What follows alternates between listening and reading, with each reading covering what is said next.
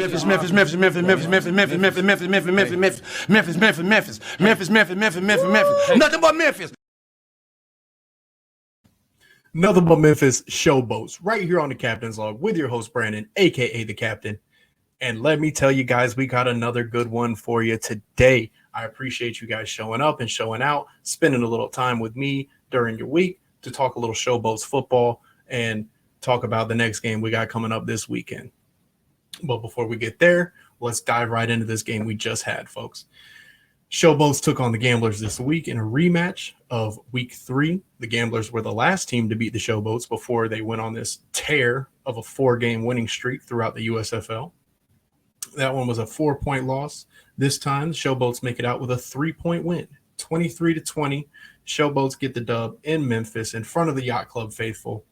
These fans have been showing up and showing out every week, man, and we're starting to see as the team gets a little better, starting to see some more fans, starting to see some less empty seats over there. All right, that side of the bowl's filling up real nice, huge shout out to the Yacht Club. I know the boys, Bill Alexander, Robin McCann out there, always doing their best to rally the fans, keep them excited, and no need for them really because the Showboats have been putting on some exciting football. So let's just talk about it real quick. We'll start with the offense. Again, another solid performance. They did their thing. Cole Kelly had an all right game. The running game is what I really want to talk about on the offense. So the player of the week this week for me is Kareth White.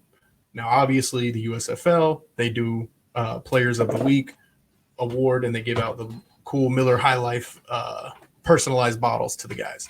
Our guy, John Atkins, won Defensive Player of the Week this week, courtesy of the USFL voting, and he has to share it with Quentin Poling of the Birmingham Stallions. Quentin had a hell of a game as well, but John Atkins, dude, okay, absolutely showed up and showed out for the Boats. 5 pass deflections at the defensive tackle position. Dude was just getting his big paw up there every single play.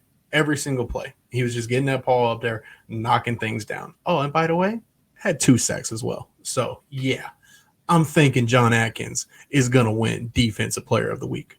Co-Defensive Player of the Week. But back to this offense real quick. So, the running game is starting to take shape, okay? We had 96 rushing yards last week. We've got 126 this week, okay? So progress, baby, progress. Before those 2 weeks, the running game was non-existent, really. We were bottom in the league, right above the Maulers, I want to say, when it comes to rushing yards per game with about 60, not even 70. I know it wasn't 70. We were under 70 rushing yards per game. The past 2 weeks, we're averaging 111 rush yards per game. So I wanted to give Player of the Week this week to Kareth White. I wanted to give it to a couple other guys like Jawan as well and the O-line. So like a big group effort because obviously Kareth can't do it all on his own. He needs those big dudes up front, creating some holes for him. So only picked one guy. I'm going to give it to Kareth. Want to show some love to Kareth. This dude was injured last week. Had to sit on the sidelines and watch Jawan have one of the best rushing performances of the season for the Showboats this season. And you just know Kareth was over there just licking his chops like, man, I can't wait to get back next week and do the same thing, maybe even a little better. Kareth White came back this week off of injury, 19 rushes, 81 yards, averaging 4 yards per carry, had a nice long run of 21. So it was good to see Kareth get back in there and like he never missed a beat. Jawan still had a productive day as well, but Kareth was getting the bulk of the loads. It seems like he's definitely the running back one in Coach Haley's eyes there for sure. So big shout out to Kareth. Player of the Week from me, my man, my guy, my guy Kareth White. Player of the Week for me. Big shout out, buddy. I'll be posting that one. You'll see it on Instagram, Twitter. I'll tag you in it. You might not see it. You too big time. It's okay. Nah, I'm just kidding, man. A lot of these guys, they show love on the socials for sure. So always a big shout out to those guys. Before we get over to the defense, Derek Dillon just trying to have a Showboats Player of the Year season right now. Okay, the past 2 weeks, dude's been on fire. Had another touchdown this week in the receiving game. Had a nice little reverse on a run around on a nice little wide receiver reverse where he picked up 11 rushing yards. So Derek Dillon's been doing his thing. Vinny Papali, still Vinny Papali. He's going to get his targets. He's going to get his catches. And overall, man, I mean, the offense is just, again, they're just doing enough to win the game. You know, they're not blowing people out. They're not showboating, if you will, all over the place with their offense. You know, it's not the Stars offense, which is kind of ugly at times. It's not the Gamblers' red-hot offense that came in here. It's just a steady offense. And now we're starting to get a run game, so we can be even more dimensional on the offense, get some play actions, open up Derek Dillon some more, maybe a little Ryan McDaniel resurgence. We remember him had a great circus catch last time against the Gamblers. Haven't heard much from him since. So all in all, good offensive performance. Still waiting on that amazing offensive performance, if you will, but I think it's coming. One of these weeks we'll see a Cole Kelly 300-yard game, 2-3 touchdowns, no interceptions. You know, Kareth and Jawan combined for 125 rushing yards and a couple touchdowns. We'll see one of those games. I believe in it. But man, the story of the Boats has been this defense, and it's still this defense. Let me tell you some defensive stats real quick. Let me bore you guys real quick with some stats. The past 4 games, okay, we played the Panthers, Breakers, Maulers, and the Gamblers. Panthers were the last team to put up over 100 rushing yards on us. If you look at the last 4 games we played, including that Panthers game, the Boats defense has been allowing 74 yards per game on the ground. You take out that Michigan game, in the past 3 weeks, we've been holding opponents to 56 rush yards per game, okay?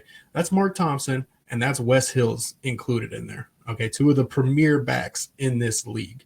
We're going to face another premier back in this league this week, but it seems like we'll be able to handle them if we keep doing what we're doing. Another thing, lead the league in sacks. We got 20 sacks, and we also have 9 interceptions, and we're still number 1 in turnover differential. So all this talk about the defense of the Maulers and how great it is great. It is a great defense. I just don't know how we can sit here and keep calling them the best defense in the USFL. And I don't think it's the Maulers' fault that they can't be called the best defense in the USFL no more. It's more so their offense, not giving them time to rest and putting up points for them and giving them some breaks. But that's for Web Show. That's for Hammer Time later tonight. But Showboat's got the best defense in the league, man. I don't know what to tell you. The stats are starting to get there. We're starting to rise to the top. You know, we had those first 3 weeks, so obviously we're not going to be at the top of all the stats, but the defensive stats slowly climbing the ladder, guys. The last 4 games, you want to know how many points opponents have scored on us?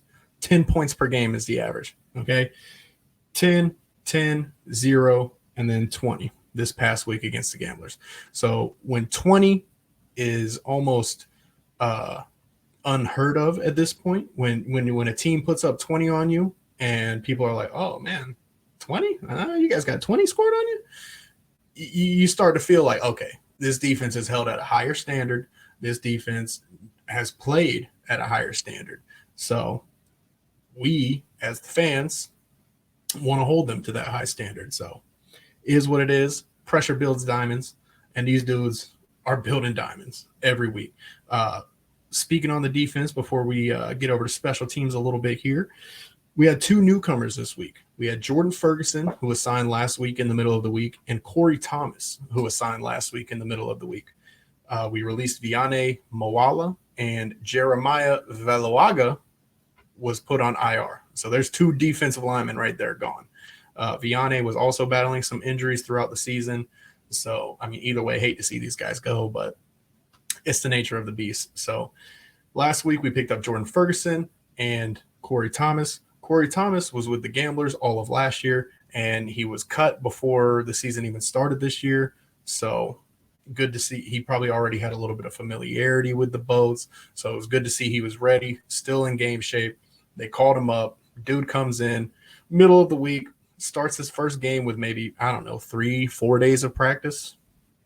No big deal. Just comes in, gets a tackle, gets a pass deflection. The Showboats defensive line was just batting balls down everywhere. Okay. It was a bat fest. They were getting batty, all those fun little bat things. So love to see that. And then Jordan Ferguson. You might have seen him out there as well. He was number 45. Both of these guys had no nameplates. Okay, that tells you how long they had been there before they had to suit up and get in the game. Number 45, Ferguson, he had no name back there. Number 97, Corey Thomas, had no name on the back of his jersey. So the other fella, Jordan Ferguson, like I said, just like Corey, signed him this week, and he showed up this week. All right, both these guys showed up on like a Wednesday or a Thursday, and then they showed out on a Sunday. All right. That's about as a dog can get, okay? Little to no reps, no real practice. Just, here you go, kid. Go get the quarterback. Jordan Ferguson did just that, had a sack in the fourth quarter. Huge sack. And, I mean, it's a credit to, like, Dave Rosano and Todd Haley and how these guys are just always looking. Like, even though the season's going, you know, we're still right in the thick of things, trying to get to these playoffs. These guys are still working, always looking for new talent, always bringing in new talent. And it seems like we hit on two great pieces with Jordan and Corey. So shout out to those guys, man. Special teams, Alex Cashman still doing his thing. 3 for 3 on field goals. Hit both his extra points this week. Hit all his kicks this week. All right. Shout out to Alex. Shout out to Brandon Wright, still doing his thing. And this week, we've got a New Jersey Generals team that is just absolutely beaten up and demoralized, I would have to imagine. They're on a 5-game losing streak, okay? 5-game losing streak. These guys cannot buy a win right now, okay? I kind of feel for the Generals fans because, listen, guys, I was right there with you.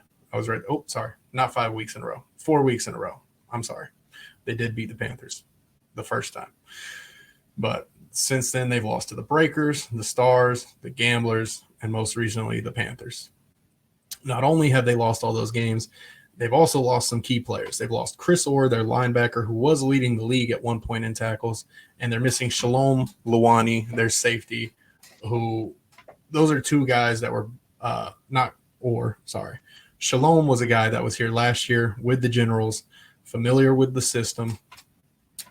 And then you've got Chris Orr, who, like I said, was having a monster year, well on his way to being a candidate for Defensive Player of the Year. He gets injured. You lose both of those guys on defense. Sucks to see it for those players. Great to see it as a Showboats fan. We should be able to do the same thing we've been doing offensively. Okay. Just respond and answer. Okay. If a team goes down and scores on this defense, we owe it to that defense to go back down and put some points back up for them. Okay. We need to do that for the defense because the defense has been doing everything for the offense. Okay. Keeping us in games, keeping us with great field position with the turnovers, doing their thing. So I want to see this game be the game. The Generals are beaten up. They're on a losing streak. Put your foot on their necks. Don't let them off, and let's do our own 42-2, huh? How about that? And then Todd Haley can get yelled at the end of the game for running up the score, you know? It'd be nice to be on the other end of something like that. So their quarterback situation, I got to be honest, I didn't watch the game, but I heard DeAndre Johnson had a nasty injury. I hate to see it, man. I've heard he's going to be okay, but it looks like Kyle Lauletta is going to be the starter this week. And it doesn't matter which quarterback's starting because there's two guys you need to watch out for on the Generals, Alonzo Moore and Darius Victor. Okay, Alonzo Moore just gets into the end zone every single game, it seems like. And usually when he's doing it, it's from like 40-plus yards out. All right, the dude is a big play waiting to happen. They get the ball in his hands. He can take it to the house anytime. Darius Victor, Offensive Player of the Year from last year. Having, kind of a down year in, Victor standards. This was our cream of the crop guy. It's Darius Victor. I love this guy. Thick thighs save lives. Like, this is my guy. My North team is the Generals. Like, I love the Generals. I love Mike Riley. I love Darius Victor. I love Toby Johnson. They're just a cool team all around. But shut down Darius Victor, force them to get it to Alonzo Moore. And when they get it to Alonzo Moore, tackle that guy. Okay. You're going to need to get back all the basics to win this game. Fundamental tackling. This is looking like a real trap game. Okay. Don't want to see that happen. We want to keep this winning streak alive all the way till week 10 till we see them Stallions and try to make that playoff push. So, like I said, watch out for Darius Victor, Alonzo Moore. Offensively, we should be okay. They've got a few guys banged up. They got a few guys missing. So that's what I got for the Generals preview. We talked about the Gamblers game. And before I get out of here, I want to talk about the community power rankings. Showboats sitting at number 2 right now. I had them at number 1, but a lot of people put the Stallions at number 1, and I understand. They're 5-2. They got the better record. But, I mean, I don't want to sound like a hater, but everyone on our network has been saying it, Ace especially and Webb. The Stallions are one Magoo away from just being in shambles, okay? I mean, Magoo, he's doing his thing. He's Mick MVP at this point. I don't think the Stallions, if the Stallions and the Boats played next week instead of the Generals and the Boats, I think the Boats win. It'd be probably a close game, but I think the Boats win. The Stallions are not the team that we saw at the beginning of the year. They are almost a completely different team at this point.